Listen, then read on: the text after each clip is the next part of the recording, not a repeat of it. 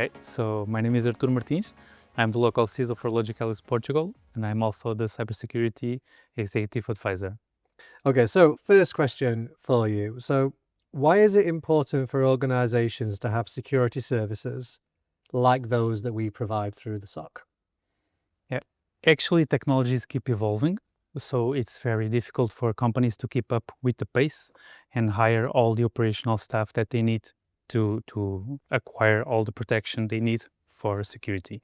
So having a SOC service is a way of externalizing the operations and have someone specialized handle those tools and handle those types of threats by someone who does it every day 24/7. When we think about the SOC, we think about the team that's there. What is the value in having a human team in the SOC? Okay, so basing your SOC only on technology makes yourself very predictable, and the way that you defend yourself is very similar from each attack to another. So having a senior analyst looking at the way you use your tools and you fine-tune your processes is very important. Even with emerging technologies like SOAR or automation tools, you will still have the need for a senior analyst to look at it and fine-tune it.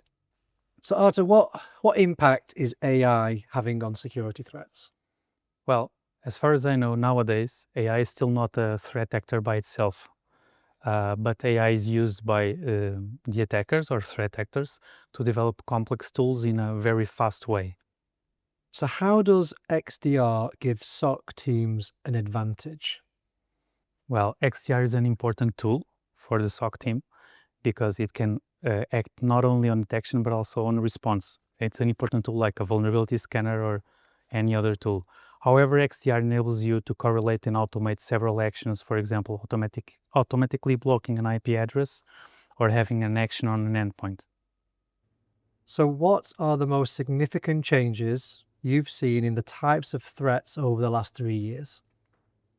Well, I would say ransomware has been evolving in such a way that you are seeing new types of ways of getting initial access to systems, but also on escalating privileges and performing lateral movement.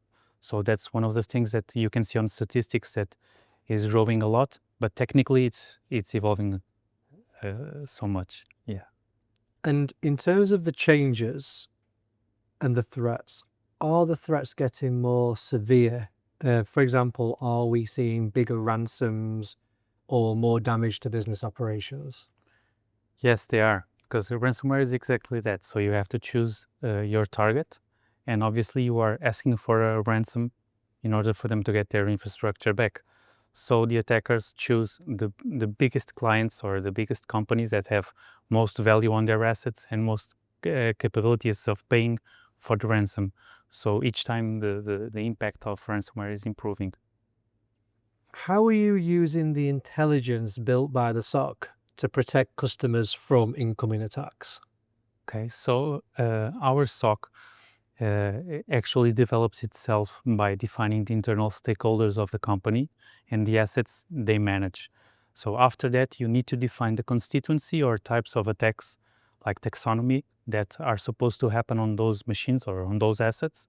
And afterwards, it's the only way of us to think of technology.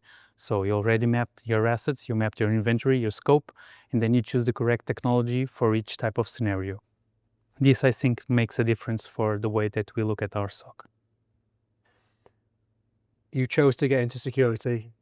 What's the most satisfying part of your job in security? Well, I'm guessing the most satisfying part is that I'm helping companies get more secure and stay more secure. Also helping my company do more efficient services to the customers. Fantastic. Thank you, Arthur. Thank you.